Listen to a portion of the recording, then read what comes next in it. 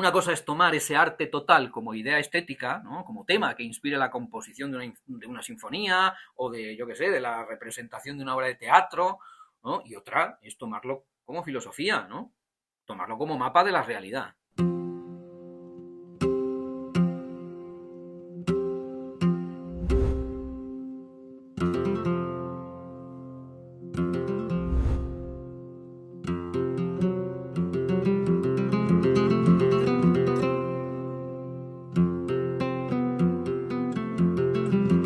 Si el tema que tratamos en el vídeo anterior ya entrañaba una cierta dificultad, el de hoy la tiene multiplicada. Vamos a tratar de explicar de la manera más divulgativa posible las ideas clave de la ontología del materialismo filosófico de Gustavo Bueno.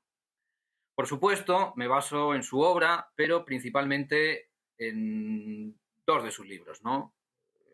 Por un lado, los ensayos materialistas y por el otro lado, pues el ego trascendental, ¿no? Fundamentalmente en el primero. Y también me apoyo en las aportaciones de varios investigadores asociados a la Escuela Filosófica de Oviedo, ¿no? Como podría ser, por ejemplo, Tomás García López, Luis Carlos Martín Jiménez, Vicente Chuliat, Ilana Guerrero, Jesús Maestro, Paloma Hernández, Ecaís Ruiz de Vergara, Carlos Madrid y probablemente me esté olvidando algunos más. Aquí siempre está el peligro de traicionar el pensamiento que procede del sistema por hacerlo más fácilmente digerible, pero bueno, se haga lo que se pueda. Lo primero es dejar claro que hay muchos tipos de materialismo y que el materialismo filosófico de Gustavo Bueno es uno muy concreto. Resumiéndolo mucho, es un tipo de materialismo que parte de que la realidad es inabarcable. ¿eh? Postula también que no hay realidades al margen de las meramente materiales. Es un tipo de materialismo no corporeísta que entiende la materia como algo no solo físico. Es además un tipo de materialismo pluralista, que concibe tres grados de materialidad. Hay un primer grado de materialidad, o M1, que es la materialidad física. Ahí entrarían los objetos sólidos, ¿no? Una silla, una mesa, aunque dentro de esa materialidad física también los hay incorpóreos, es decir, yo qué sé, las ondas electromagnéticas, por ejemplo. ¿no? Bueno, todo eso es primer grado de materialidad M1. Luego hay un segundo grado de materialidad, M2, que es la materialidad psicológico-fenomenológica, vamos a decirle, ¿no? Los sentimientos, las emociones, ¿no? Los recuerdos, las voluntades, ¿no? Y un tercer grado de materialidad, M3, que es el correspondiente con la materialidad eidética, ¿no? Es decir, con las ideas, ¿no? Ideas filosóficas, M3, ¿no? Yo qué sé, el teorema de Pitágoras, ponte tú, ¿no? Todo eso son materialidades. Para el materialismo filosófico, un dolor de muelas, ¿no? Que pertenecería al segundo género de materialidad, ¿no? A M2, o el teorema de Pitágoras, que sería M3, pues son tan materiales como la mesa esta en la que me apoyo ahora mismo. ¿Mm? El materialismo filosófico de Bueno es una forma de materialismo, además, discontinuista. Entiende que las cosas en nuestro mundo se relacionan de manera discontinua, en el sentido de que ni todo está relacionado con todo, ¿no? Eso sería monismo, ni nada está relacionado con nada, ¿no? Eso sería nihilismo. Pues para el materialismo filosófico hay cosas relacionadas eh, pues unas con otras y otras pues no con unas terceras, ¿no? Por ahí van los tiros. Aunque creo que ya lo dije, no está mal insistir. La razón fundamental por la que yo tomo este sistema filosófico como base es porque es el que ofrece la mayor potencia en la actualidad para describir la realidad y, por tanto, la magia artística. Lo que yo busco en la medida que eso sea posible es entender el mundo como realmente es y no como lo imagino, ¿no? O como me gustaría que fuera. Me pasa exactamente lo mismo con la magia. ¿Qué repercusiones tiene esa elección? Pues tiene muchas y muy diversas. Para empezar, implicará un posicionamiento contrario al de concepciones espiritualistas que postulan la existencia de realidades no materiales. También nos sitúa contra concepciones idealistas que actúan desde presupuestos metafísicos, ¿no? Como la conciencia del mundo, ¿no?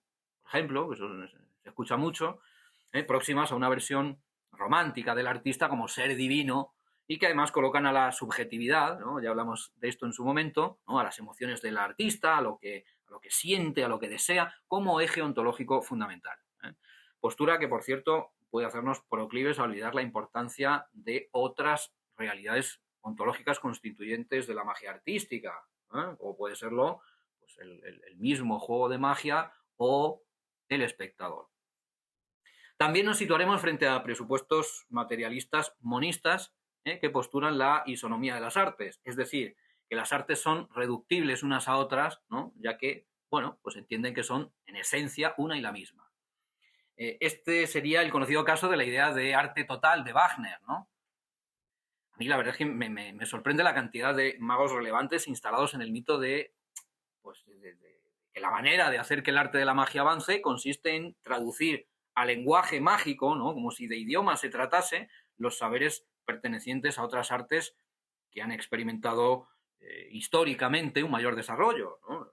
La literatura, la pintura, la música, ¿no? El cine.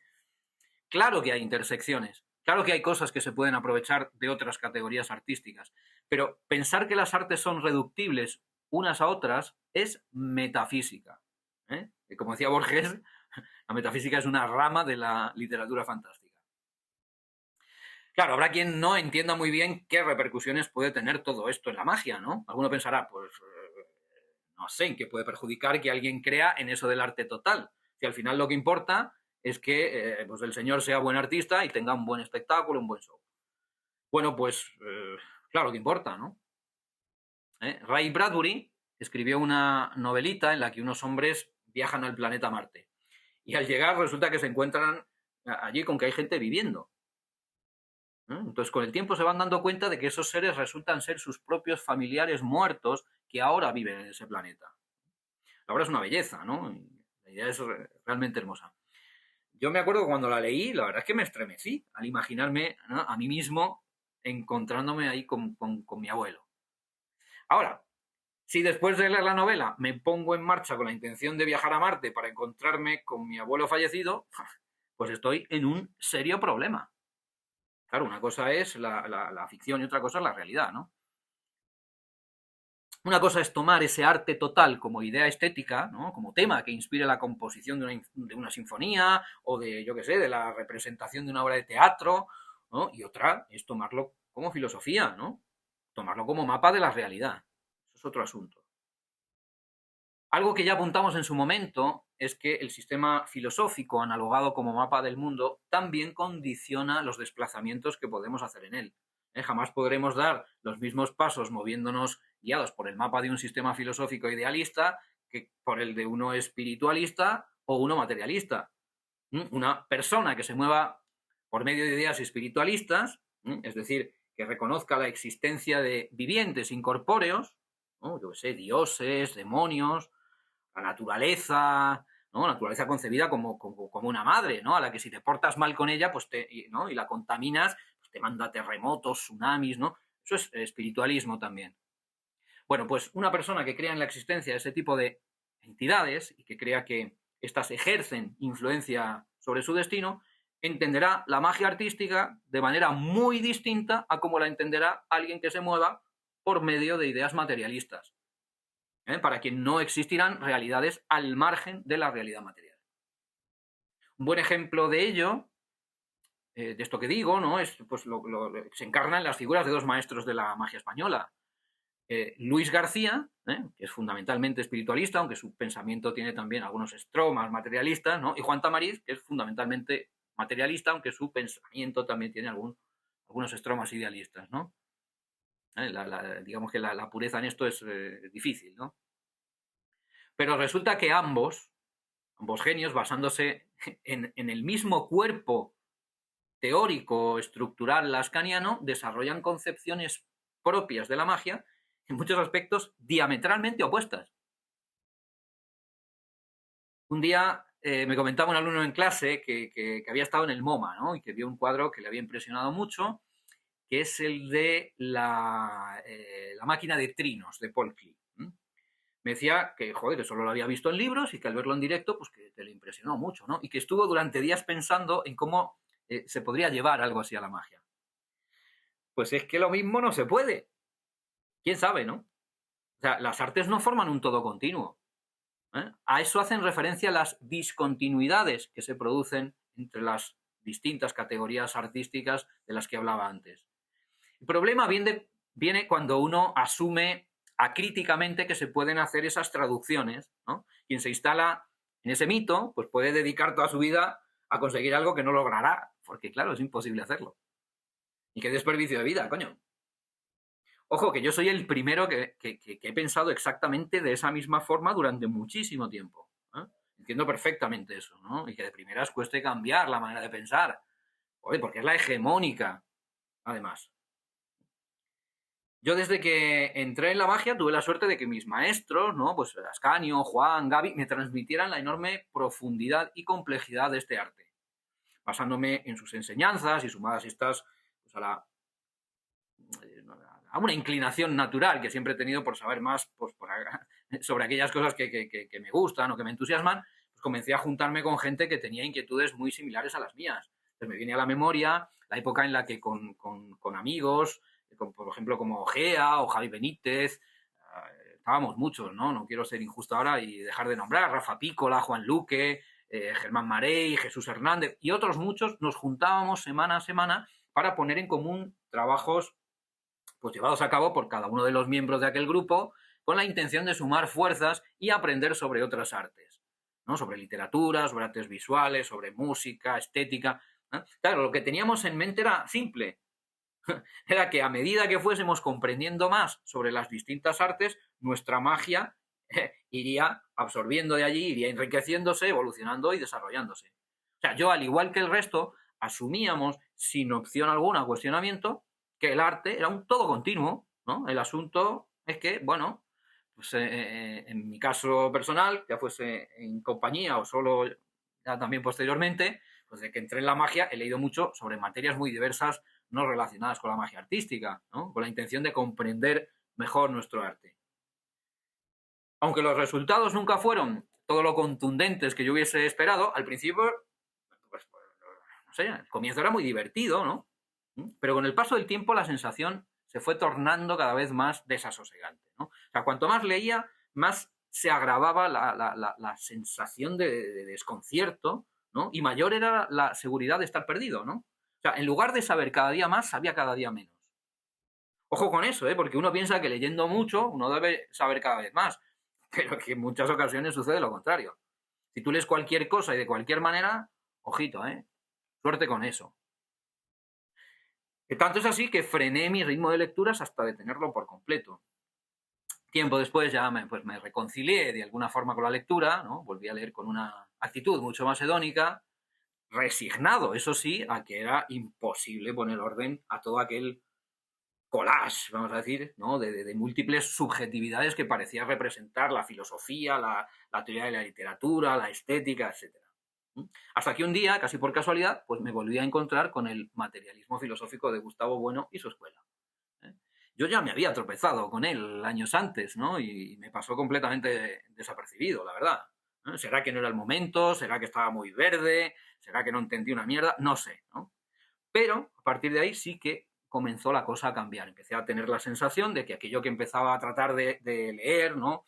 Enormes dificultades, ¿no? Que sigo teniendo, pues, pues sí iluminaba en lugar de oscurecer, ¿no? Uno de los momentos cruciales fue cuando escuché hablar por primera vez, ¿no? De la idea de la filosofía como mapa del mundo, ¿no? Eso de Gustavo Bueno. Tomando todo esto como base, pues no es fácil, es fácil entender la magia artística como una de las múltiples regiones que contemplan, ¿no? Que están en el mundo que podemos interpretar. ¿Eh? Esa región fue cartografiada en la magia por Ascanio, genialmente, ¿no? ¿No? Y bueno, y también la idea del mapa mundi, que como he dicho mil veces, pues me viene de Gustavo Bueno.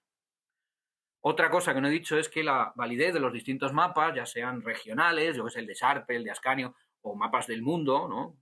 Filosofías idealistas, materialistas, solo podemos establecerla en relación con otros mapas que a menudo se guían por otros ejes de coordenadas. Sin perder de vista, eso sí, que es el terreno el que nos dice si el mapa es mejor o peor. Y lo será en la medida en que nos permita orientarnos en él. Entonces, el mapa es siempre crítico con otros mapas previos. Un mapa filosófico no puede nacer al margen de otros. Y una teoría de la magia tampoco. La potencia de esos mapas irán en relación a la capacidad que tengan para reabsorber nuevos accidentes encontrados en el terreno o en otros mapas alternativos. Ojo, el materialismo filosófico no cree que sea posible hacer un mapa del universo entero, ¿eh? Hay partes que no pueden ni se podrán conocer jamás, ¿eh? Eso es a lo que se le llama materia ontológico general. Ojo, por eso lo que aquí hemos hablado pues, es sobre la materia ontológico especial, M sub I, es decir, la parte del mundo que está roturada por los diversos saberes y ciencias, ¿no? Gracias a ellos, pues claro, podemos conocerlo. También hay un ego trascendental, del que no vamos a hablar, que se filtra y une los 3 grados de materialidad mencionados, pero eso bueno, va a quedar un poco al margen del objetivo de esto. Resumiendo, ya para concluir, cuando me escuchéis decir algo, ya sea en estos vídeos, en mis clases, en mis conferencias, que quede claro que estoy usando el materialismo filosófico y sus herramientas críticas para interpretar las distintas teorías circunscritas al campo de la magia artística, con el propósito último de que nuestras reflexiones sobre este campo pues no se queden en el terreno de la especulación metafísica y también evitar que sean incompatibles con la realidad.